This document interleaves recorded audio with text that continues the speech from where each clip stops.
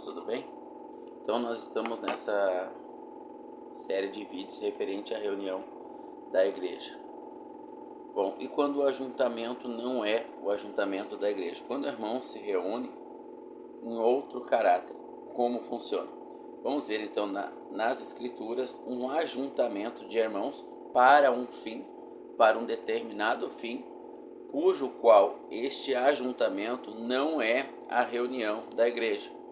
Então, quando você estiver reunido com irmãos para qualquer finalidade, você tem que fazer a seguinte pergunta: eu estou na igreja do Senhor Jesus? Com a igreja? Porque na significa que há um local, como nós já vimos nessa série de estudos, a igreja ela se congrega em um determinado local. Com a igreja, porque ela é o conjunto de irmãos salvos reunidos ali como igreja naquele local. Então, a igreja, que são números de irmãos reunidos como igreja, ela o faz em um determinado local estipulado pelos irmãos. Então, será naquele local até que o corpo determine que o local seja mudado. Então, a igreja tem um local e tem um modelo de reunião característico na autoridade do nome do Senhor Jesus, onde ele é o cabeça através do Espírito Santo e ele organiza esse corpo, traz a palavra, traz o ensino, traz a ministração, como nós temos visto nessa série de vídeo. Agora, nem todo ajuntamento de irmãos significa que a igreja está reunida, e esta é a grande confusão. Nos vídeos passados nós falamos das manifestações dos dons na igreja, dos dons ministeriais, porque há variações de dons, como nós vimos na igreja, falando agora da reunião da igreja num determinado local. Então nós vimos algumas características e determinações para a reunião da igreja, como a mulher não poder falar ali na igreja, muito menos ensinar. A mensagem do Senhor Jesus é sempre trazida através de homens, 70 enviados, 12 apóstolos, profetas, e assim vai falando para a igreja. Não estou falando do Velho Testamento, estou falando para a igreja. Lembrando que cada situação tem a sua determinação, cada situação tem a sua determinação. Você trabalha numa empresa, às vezes o regramento é que lá dentro você usa tal uniforme. Saiu o portão para fora, você está sem uniforme. Você está errado? Não, porque o regramento é dentro da empresa, na igreja. Então nós vamos ver uma reunião aqui agora, nas Escrituras Sagradas, que não é a reunião da igreja. Então o comportamento aqui está correto, mesmo que na igreja ele seja proibido, aqui ele é permitido, porque não é a reunião da igreja. Então esta é a confusão feita entre alguns irmãos, né? Aonde vê um determinado comportamento, mas o irmão está fazendo isso, a irmã está fazendo aquilo, e na igreja não pode. Mas quem disse que esse ajuntamento é da igreja? Inclusive, o ajuntamento de irmãos, quando ele diz eu vou à igreja, ou vou lá na minha igreja, não é o ajuntamento da igreja. Por quê? Porque aonde ele vai se reunir, ele está reunido como um grupo de irmãos numa reunião onde um orador vai trazer ali uma mensagem mistificada entre judaísmo, cristianismo, em alguns casos mais grave, paganismo também. Não, em hipótese alguma, é a reunião da igreja autorizada pelo Senhor Jesus. Embora possa estar reunido ali irmãos nossos no meio deste ajuntamento com graves erros e ofensas à pessoa do nosso Senhor Jesus. Bom, então vamos aqui às Escrituras para uma reunião que ocorreu na casa de um irmão, porém essa reunião não era a reunião da igreja. Como nós vimos, no início a igreja se reunia na casa dos irmãos. Isso não significa que ela não possa se reunir num prédio, que ela não possa se reunir embaixo de uma árvore, né? Não significa isso, mas mesmo numa das primeiras pregações evangelísticas, após Pedro, o apóstolo, pregar o evangelho, 3.000 almas crerem no Senhor, quando elas saíram daquele movimento ali, foram cada um para a sua casa, os irmãos próximos ali se reuniam na casa de um deles como igreja. E assim as cartas do apóstolo Paulo se dirigiam à igreja que está na casa da irmã Evódia, à igreja que está na casa do irmão Siquém, à igreja que está na casa do irmão Filimão. Nunca o apóstolo Paulo dirigiu a carta dizendo à igreja que está no templo tal, quadrangular, universal, judaico, samaritano, em hipótese alguma isso poderia ocorrer, porque seria uma divisão do corpo. A primeira divisão veio ocorrer aproximadamente 4 séculos depois ali, bem depois da morte dos apóstolos, os guardiões, os detentores ali da doutrina, né? Veio ali ocorrer a primeira divisão, e essa divisão foi crescendo assustadoramente, chegando na dispensação ou no tempo da grande casa também da Laodiceia, né? Que está morna e fria, porém se acha rica e abastada. Bom, vamos ver então aqui uma reunião não caracterizada, reunião da igreja em Atos capítulo 19. Perdão, irmãos, Atos 18, né? Depois, Atos 18, verso 23. Somente a Bíblia, a palavra e o Espírito Santo. Não precisamos de mais nada. Não há mal algum em acrescentarmos materiais à nossa didática ao ministrarmos a palavra de Deus. Eu me atenho apenas às Escrituras, a palavra e a comunhão com o Espírito Santo. Então vamos lá, Atos 18, verso 23. Depois de ficar algum tempo em Antioquia, ele foi embora, atravessou a província da Galácia e o distrito de Frígia, indo de um lugar para o outro, animando todos os cristãos. Um judeu chamado Apolo, nascido na cidade de Alexandria, havia chegado a Éfeso. Ele falava muito bem e tinha um conhecimento profundo das Escrituras. Era também instruído no caminho do Senhor. Falava com grande entusiasmo e o seu ensinamento a respeito de Jesus era correto. Porém, conhecia somente até o batismo de João. Algumas traduções vão dizer que o ensinamento sobre Jesus era correto até um certo ponto. Bom, então este irmão, ele era judeu, mas era um judeu convertido ao cristianismo, mas ele estava como estavam os irmãos. Lembra que nós lemos em Atos capítulo 10 a conversão de Cornélio, né, irmãos? Atos 10. Então, se você quiser anotar, dá uma pausa e lá conferir, fique à vontade. Escritura, palavra, comunhão com o Espírito Santo. Mas os primeiros irmãos salvos, judeus, acostumados há milhares de anos a seguir ali Talmud, Torá, etc., os escritos judaicos ali, tanto os inspirados por Deus como os históricos, não entendiam, para eles era algo muito estranho essa nova fé. Eles conheciam o batismo de João, que preparava para o arrependimento para o rei de Israel. Lembra que em Mateus 24 e também em Atos capítulo de número 1, Mateus 24 e Atos capítulo de número 1, os discípulos perguntam para o Senhor Jesus quando restaurará o templo a Israel. Então eles esperavam Jesus restaurando a nação de Israel e não o ministério da igreja, que o apóstolo Paulo em Efésios 2, Efésios 4, ele vai explicar que esse era um mistério oculto aos profetas do Velho Testamento. Eles não conheciam nada sobre isso, mas foi revelado a ele na atual dispensação, no atual tempo, né? Então, este irmão, Apolo, ele conhecia muito sobre o Senhor Jesus, mas segundo os ensinamentos do profeta João. E ele estava começando a conhecer agora, não era tão preciso o conhecimento dele sobre a graça, né? Então havia uma certa confusão entre lei e graça aqui na mente dele. Então vamos continuar a leitura para nós entendermos. Verso 24. Um judeu chamado Apolo, ele era judeu, então ele era conhecedor do Deus vivo, porque o judeu era o povo que era detentor do conhecimento do Deus vivo e de experiências com esse Deus vivo.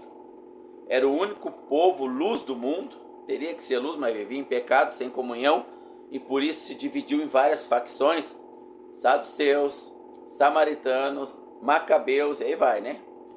Hoje, a igreja, ela é o povo detentor do conhecimento de Deus, de comunhão com Deus, de experiência com Deus, porém, vive em pecado, então se dividiu em várias facções, quadrangular, adventista, universal, assembleia, católica, aí vai, né? Eu ficaria aqui 10 anos falando do nome, porque quando se vai no cartório abrir uma igreja é um problema, porque não tem mais nome para dar, há milhares e milhares de nomes pela divisão do corpo, né? Então ele era judeu, conhecedor do Deus vivo. Ele não era um pagão que não conhecia o único e verdadeiro Deus. Ele era conhecedor do Deus vivo, mas precisava ir à graça do Senhor Jesus para ser salvo. Então vamos lá, continuando. Um judeu, verso 24, chamado Apolo, nascido na cidade de Alexandria, havia chegado em Éfeso. Ele falava muito bem e tinha conhecimento profundo das escrituras sagradas. Ele amava a Deus. A gente percebe pelo entusiasmo. Quer ver? Verso 25.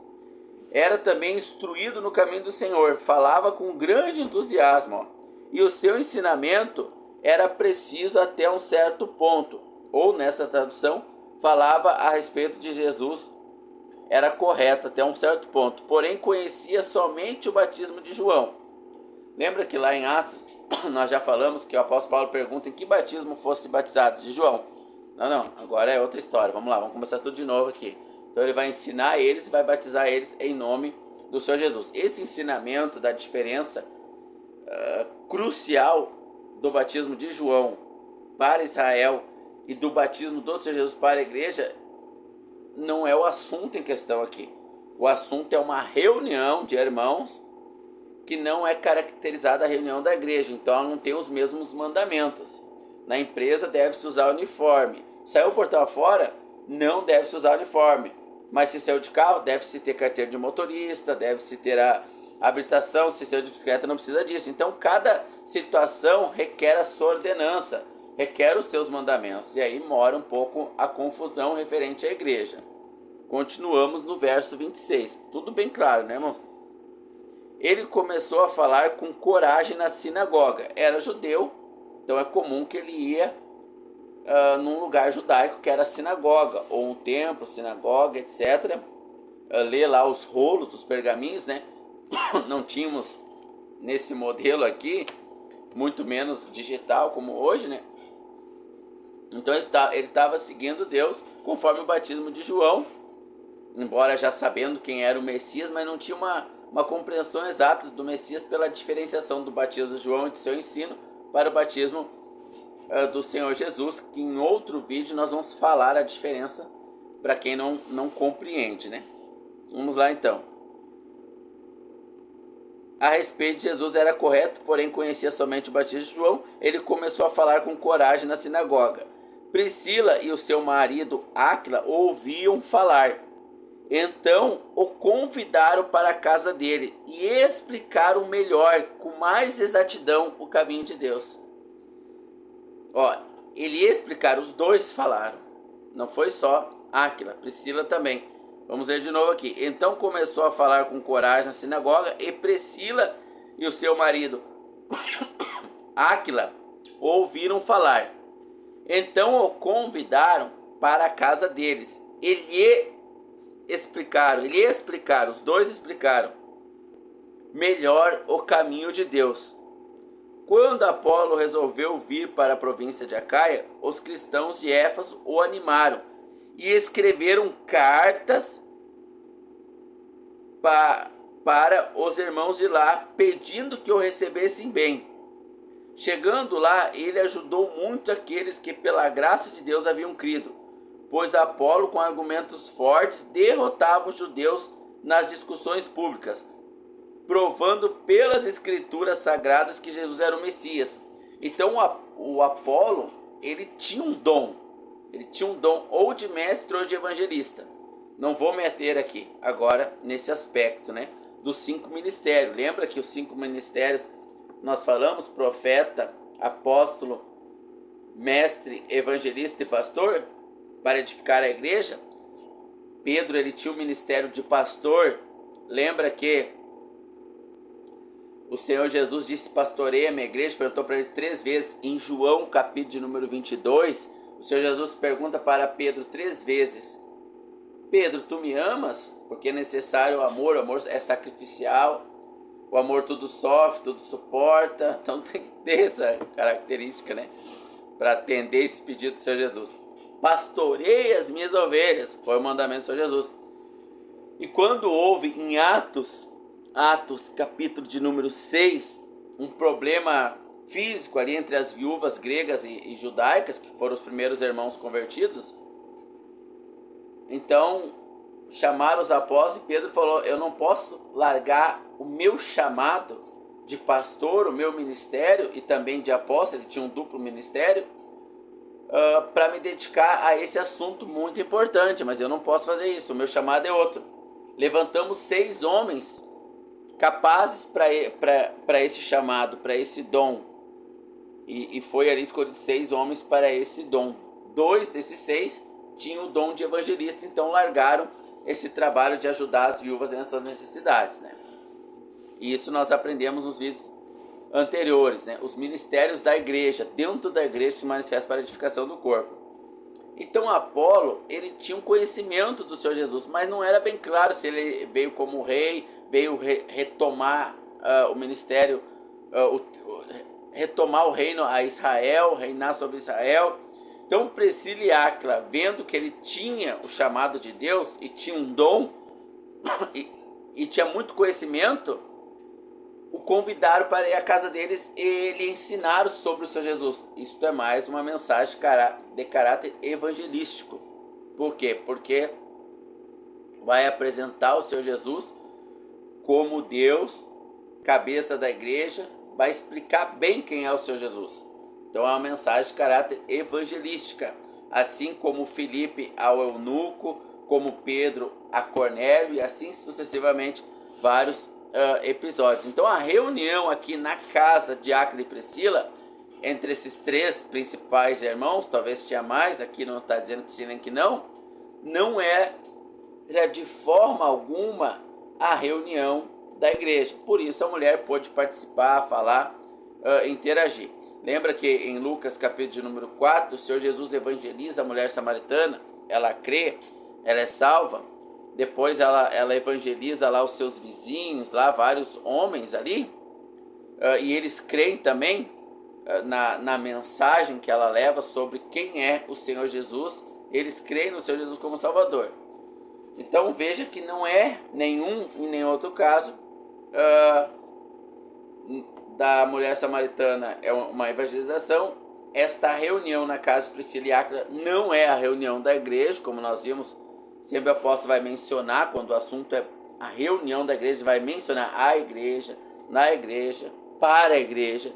Ele sempre vai mencionar ali o acontecimento da reunião da igreja, como nós vimos as práticas da ceia, as práticas da ordem de culto, como o culto ocorre, as práticas das irmãs na reunião da igreja. Então nós vimos já várias práticas aqui. Agora eu estou trazendo uma outra reunião aqui, que não é a reunião da igreja, mas é onde 2 irmãos mais maduros já no conhecimento do Senhor, talvez menos eloquentes e menos capazes, por isso trouxeram ali uma questão mais evangelística do que doutrinária, e trouxeram o aspecto do Senhor Jesus de forma mais clara para Apolo, que logo pelo seu dom foi enriquecido pelo Espírito Santo de mais conhecimento e pôde ensinar com muita veemência e uma ótima oratória e didática para que facilmente os demais irmãos entendessem ali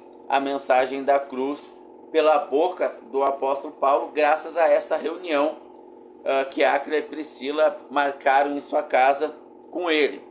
Então, mesmo que você convidar 1, 2 ou 3 irmãos para marcar toda quarta-feira uma reunião evangelística na garagem da sua casa e convidar os vizinhos, ou na praça pública convidar as pessoas, estou falando sobre o Senhor Jesus de uma forma que talvez você nunca ouviu, de acordo com a palavra. Se você entende que não conhece o Senhor Jesus como você gostaria, é a sua oportunidade, tal, lá na minha casa, 9 horas sábado. É uma reunião na sua casa de caráter evangelístico, aonde mortos vão estar participando ali. E se Deus quiser vivificá-los, Efésios capítulo de número 2, se Deus os vivificou estando mortos os vossos pecados, se Deus quiser vivificá-los, o irá fazer ali na sua casa, ao apelo da salvação, eles vão crer e vão ser ressuscitados em Cristo Jesus e ter o nome escrito lá no livro da vida. Reuniões distintas, totalmente diferentes, com orientações